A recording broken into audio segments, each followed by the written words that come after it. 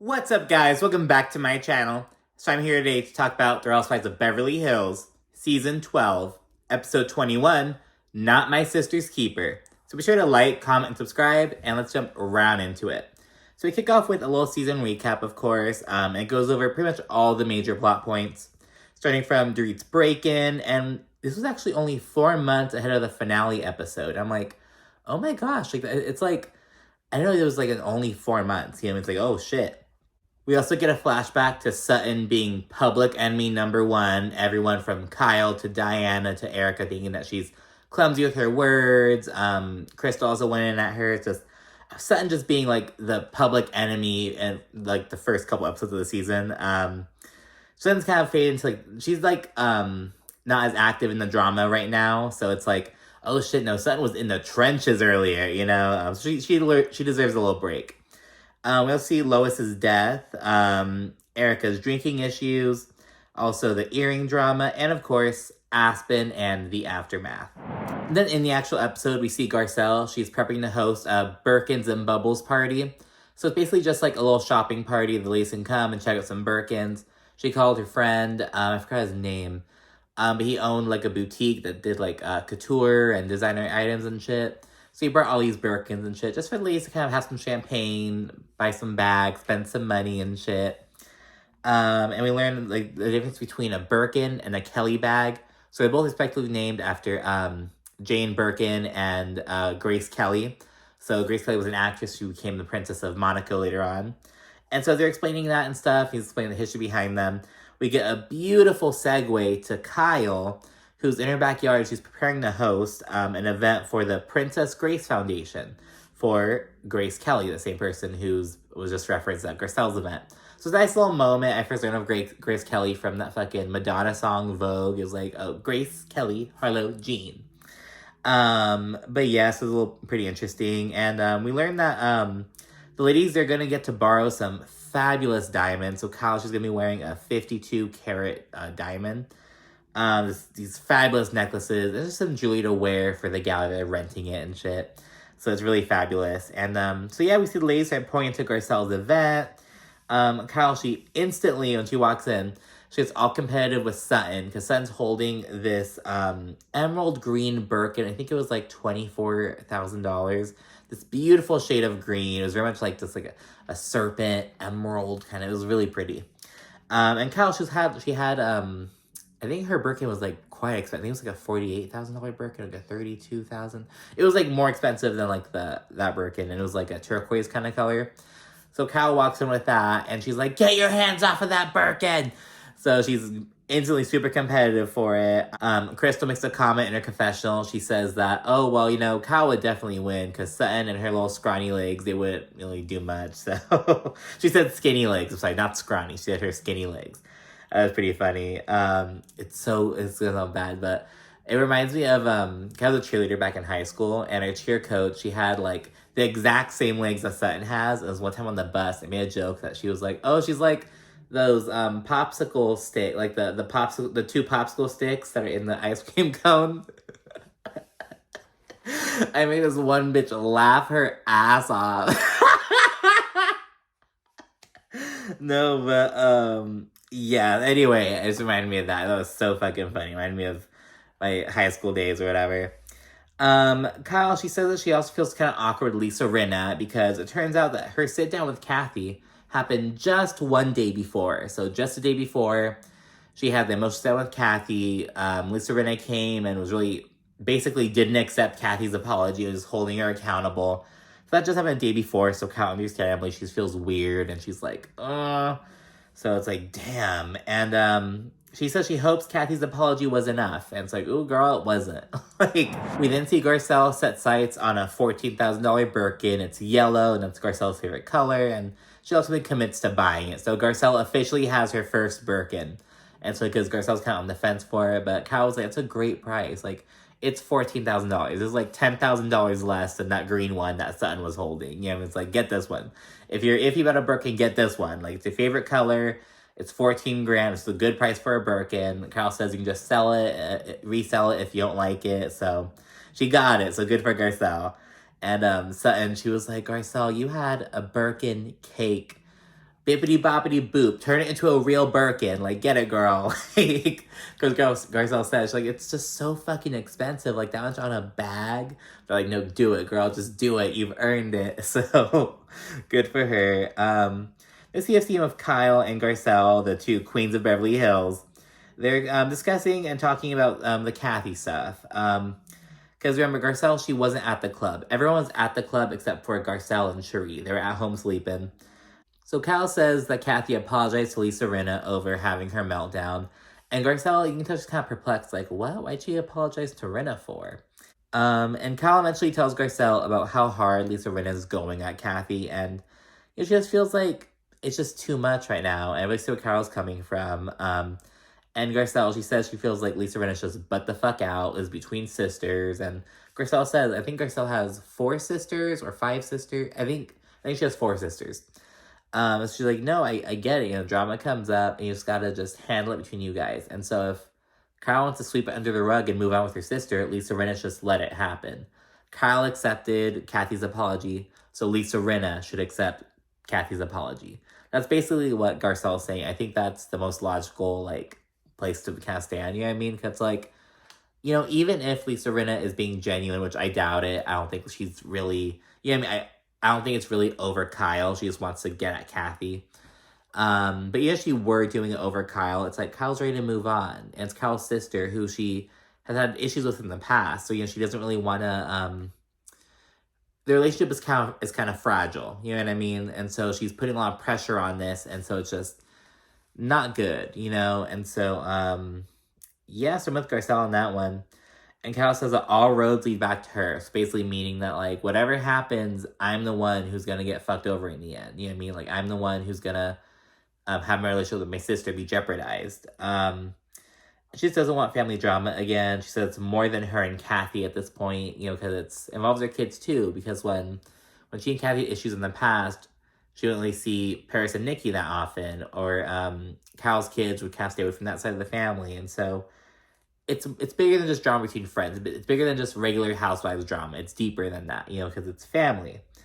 And yeah, so it's a bit much. With the whole group, sans Kathy, Dorit, Erika, and Diana, because Dorit's having a birthday party for her son Jagger.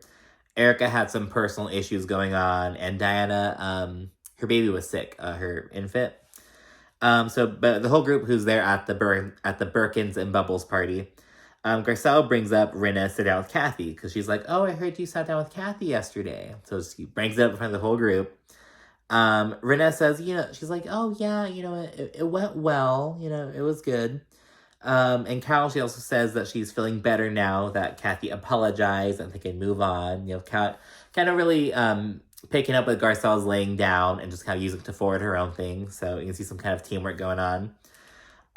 Lisa Rinna, she then oddly brings up, she's like, oh, you know, because what happened in Aspen, I was just so shook that I had to lock myself in my room. And Garcelle, she's immediately like, why? Why did you have to lock yourself in your room? Like, what was going on? Because Garcelle wasn't there at all. She didn't see Kathy at the club. She didn't see anything. Because remember, everyone except Garcelle and Cherie saw Kathy going off in the club. And then Lisa Rinna, from that point on, was the only one who saw Kathy in the Sprinter van and at the Aspen home, which is where shit allegedly went down. And that's where Lisa Rinna locked herself in the room. And so Garcelle, she's like, what the fuck? Like, why'd you lock yourself in your room? Which I agree. It's kind of like, that's so dramatic. And Lisa Rinna, she's on one, as we'll see later on. Garcelle and Kyle, as we see as well, because they're kind of really on the same level.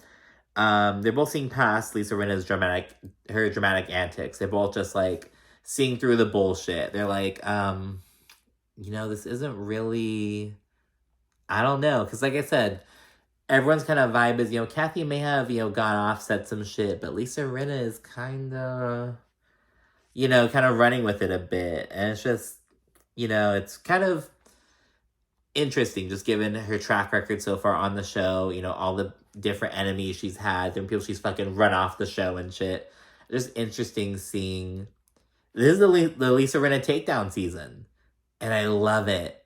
I fucking love it. I just, what do you think about everything? What's going on with Lisa Rinna? Because she's wildly unpopular right now. there are a few people advocating for her, saying like, oh, no, she's the villain, she's so needed, but it's like, I feel like we can agree that it's like, as Kenya Moore said once, she says, there are villains that you love to hate, and then there are villains that you just flat out hate. Lisa Rinna's she's always kind of straddled the line between the two, but I feel like it's been love to hate for a lot of the time. But lately, it's been kind of just like, what the heck, you know what I mean? But I don't know. We'll see what happens. We'll see if she comes back, if she gets a break. We'll see what happens. Lisa Rinna then says that Kyle has to live with what Kathy said, and that they have some things to really work out. Kyle's kind of side-eyeing Rinna, and she gets uncomfortable and overwhelmed, and she gets up, goes to the kitchen, just removes herself from the situation and kind of compose herself. Lisa Rinna goes up to her and she apologizes, and she says that she hopes Kathy gets the help that she needs. An underhanded ass, fucking. But yeah, Kyle says that Lisa Rinna, she's making shit worse. She's not helping the situation. She's making my relationship with my sister worse. We then fast forward to the next day, which is when Kyle's holding the Grace Kelly Foundation event. So we see the ladies prepping for that. Rinna and Erika are in a Sprinter van together, and Rinna says that her publicist has hella tea. So Kathy's lawyers have allegedly been sending cease and desist letters to all kinds of fucking publications and outlets, kind of just trying to stop some of the stories from coming out about Aspen. And so they're basically trying to squash all the Aspen shit, and so they're showing that information in the Sprinter van, where the cameras are on and they have footage. So it's like, where is the Sprinter van footage of Kathy going off? It's like, what the fuck? It makes me so mad. But anyways, people start arriving and we see the necklaces. Some like $3 million. I think one of them was like $5 million, like $1.7 million. All these fabulous necklaces. They're glistening. It's so beautiful. More people start arriving, including the morally corrupt Faye Resnick, Kyle's homegirl from way back in the day. So go see her again. Kyle then takes a moment to vent to Crystal at the party, and Crystal has a similar stance as Garcelle has from earlier. Crystal says that the situation should be handled between Kathy and Kyle. This is sister shit, you know what I mean? Like, Lisa Rinna shouldn't be getting involved. Some similar shit to that, what happened earlier in the series, you know what I mean? So Kyle and Kim, the show really getting in between families.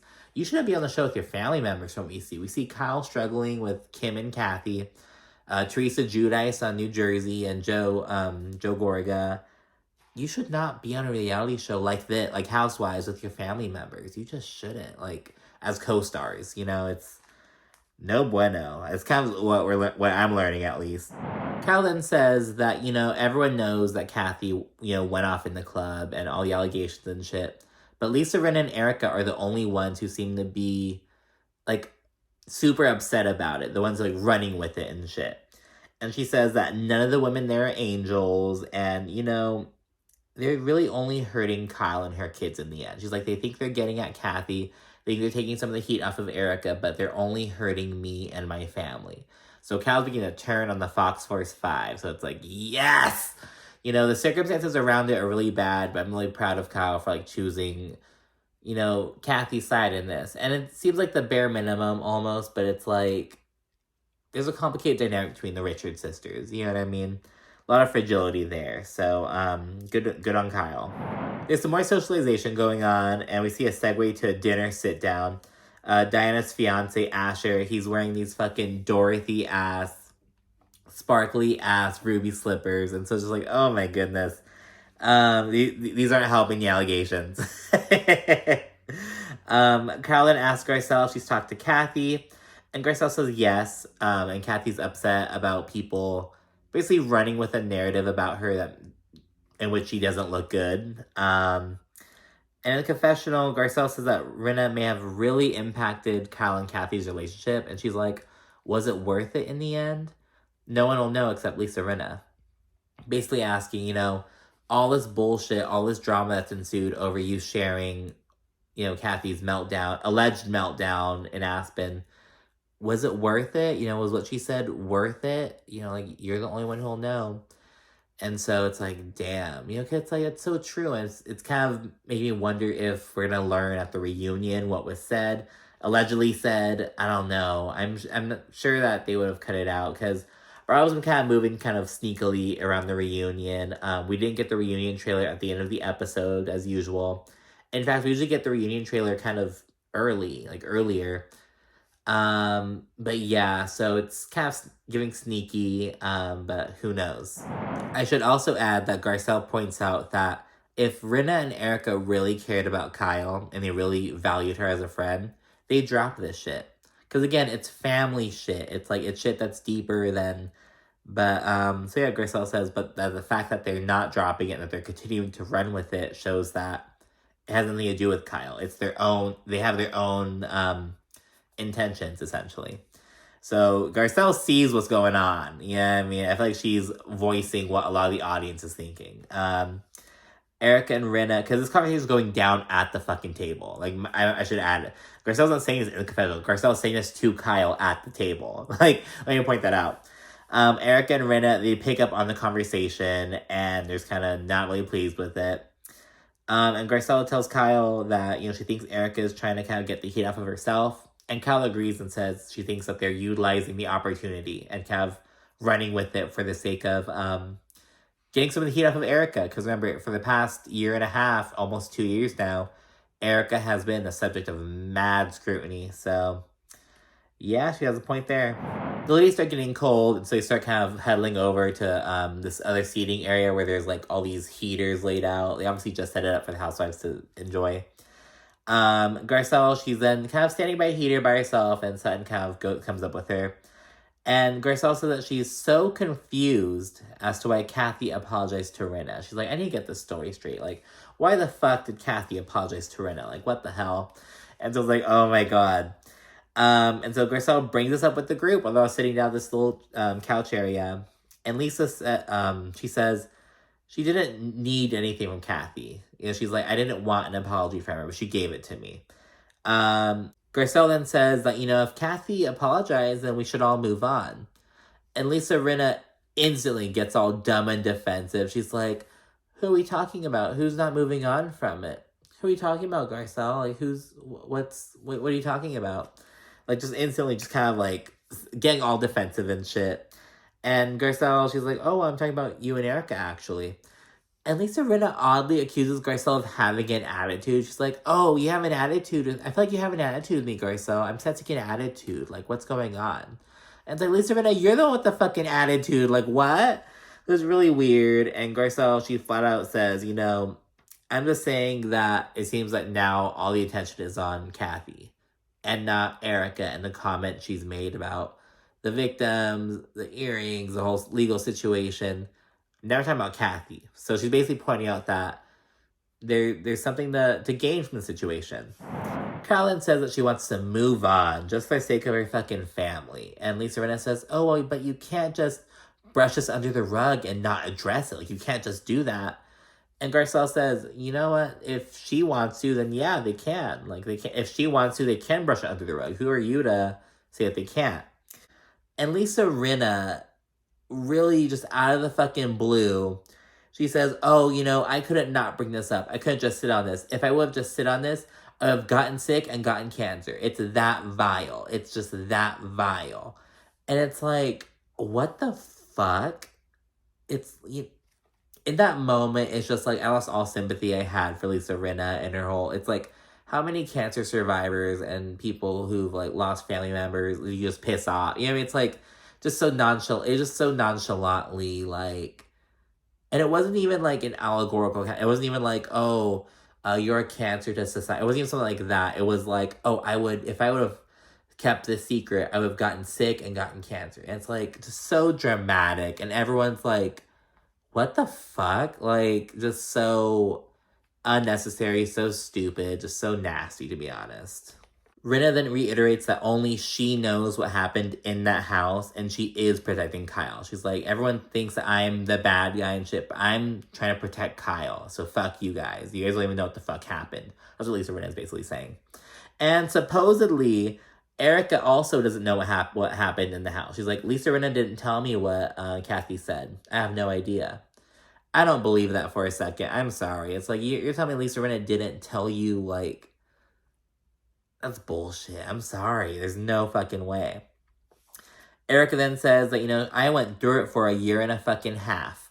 So if I had to deal with that shit, then Kathy has to face the consequences as well. So Erika's kind of stance is if I had to be dragged through the mud, let Kathy be dragged through the mud. Why can't she be dragged through the mud? Why is it okay for me to be dragged through the mud but not her? So it's some very childish shit. And Kyle, she says that Rinna and Erika are only hurting her, but they disagree. Erika says, no, your sister's hurting you. And Rinna fucking parrots this like a no-brain. Just a difference of opinion. Kyle then gets up. She says she has to go to the restroom, and Dorit follows her. And while inside, Kyle tells Dorit that she 100% thinks that someone in the group is leaking information to the press. She's like, I am positive of it.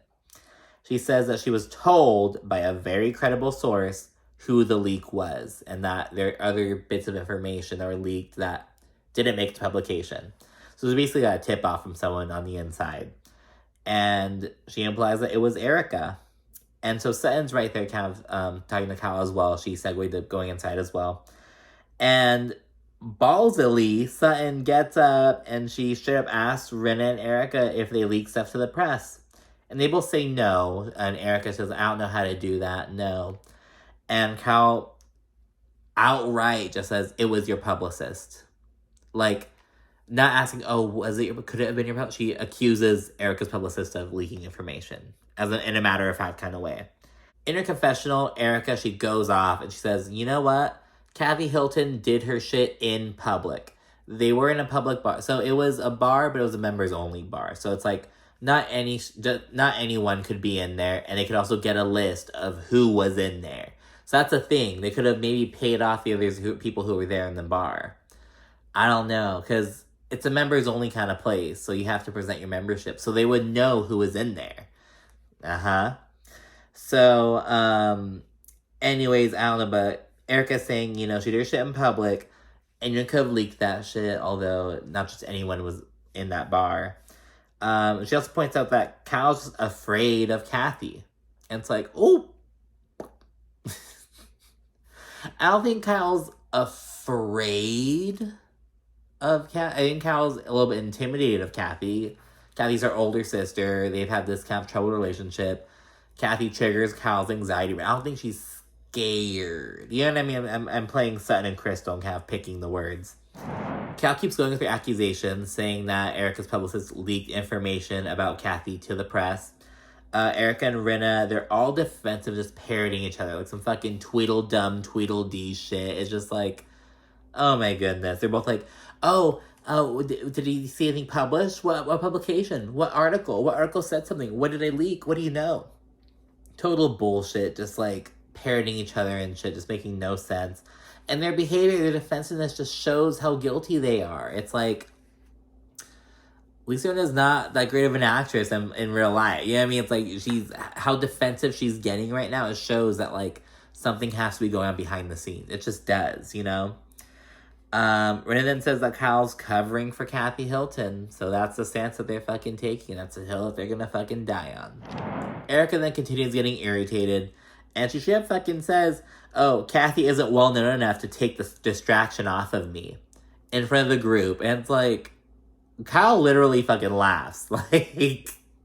In confessional, she reads Erika the fuck down. She's it isn't a competition of who's more famous than whom, Erika.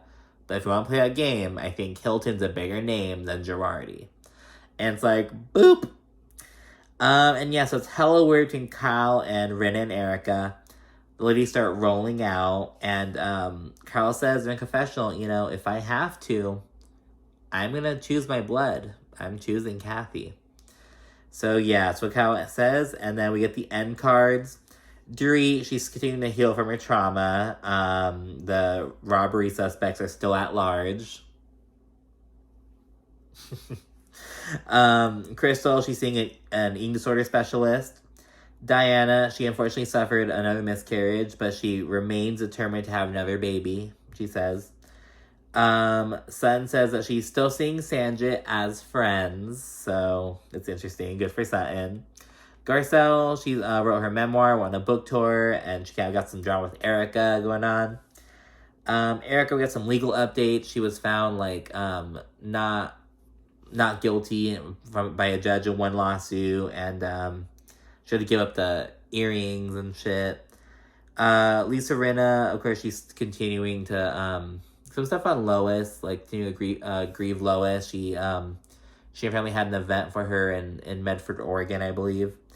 And Kyle, she's only seen Kathy a couple of times since the apology. So it's kind of suggesting that there's, like, some uncertainty in the future of their relationship. So anyways, that's it for the episode. Be sure to like, comment, subscribe, and let me know what you thought about the entire season. What do you think about Dorit and her robbery storyline? Do you think, what are your opinions on the allegations around that? What do you think about Sutton and all the bullshit she had to face in basically all season long? Sutton had a chill end of the season, but like, the rest of the season was just up and down, just crazy for Sutton, very chaotic. What do you think about Lisa Rinna and Erika Girardi? Just your thoughts on everything. I'd love to hear it. Love to hear your thoughts. Be sure to like, comment, subscribe, let me know what you think, and to do for more. Thank you for watching. Bye.